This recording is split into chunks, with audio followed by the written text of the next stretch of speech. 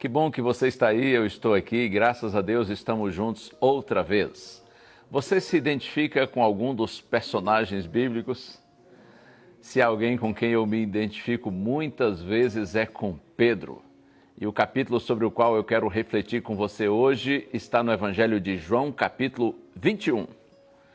Lá nós encontramos um Pedro que está em um ponto assim de ruptura, que talvez você esteja nesse momento.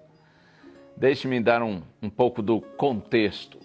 Pedro passou os últimos anos de sua vida seguindo Jesus, ouvindo os ensinamentos do Mestre, fazendo parte de todo o ministério de Cristo, e na noite da última ceia ele prometeu a Jesus que estaria com ele até a morte.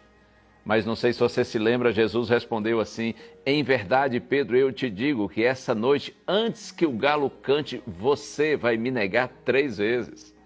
Horas depois, isso aconteceu.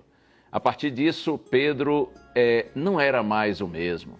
Seus pecados repetidos o faziam sentir-se miserável, indigno e merecedor da graça de Deus de estar ao lado de Jesus. Os discípulos certamente olhavam para ele julgando que ele não merecia mais estar dentro do grupo dos 12. E João 21 nos mostra que Pedro iria desistir e voltar à sua velha vida, porque ele acreditava que não estava à altura do que Deus lhe pedia e ele não queria ser um hipócrita. Alguma vez você já se sentiu assim? Aqui no Evangelho de João, capítulo 21, Jesus aparece aos discípulos na praia enquanto eles pescam. E vê o que acontece no capítulo 21 de João, verso 6. Confira aqui comigo.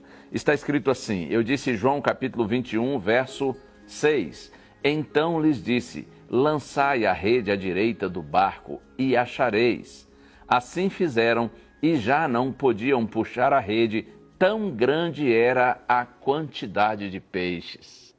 Oh, que para nós pode ser mais um versículo, para Pedro era tudo. Se você ler toda a história mais tarde, verá que Jesus, ele recria, na verdade, a mesma cena de quando chamou Pedro pela primeira vez. Era o mar de Tiberíades. Pedro estava com seus companheiros no barco, eles não haviam pescado a noite toda e Jesus fazia então o seu milagre. Por que Jesus se preocupou em fazer isso? Porque ele procurou lembrar a Pedro e a nós que Deus não nos chama pelos nossos méritos, mas pela sua bendita graça. Quando você pensa que só pode ir a Deus por quem você é e não por quem Ele é, você acaba em frustrações. Mas quando você entender que pode ir a Deus em busca de sua graça, de sua misericórdia, do seu amor, veja o que Pedro fez então no verso 7. Eu leio aqui para você. Aquele discípulo a quem Jesus amava disse a Pedro, é o Senhor. Simão Pedro, ouvindo que era o Senhor, cingiu-se com a sua veste, porque se havia despido, e lançou-se ao mar.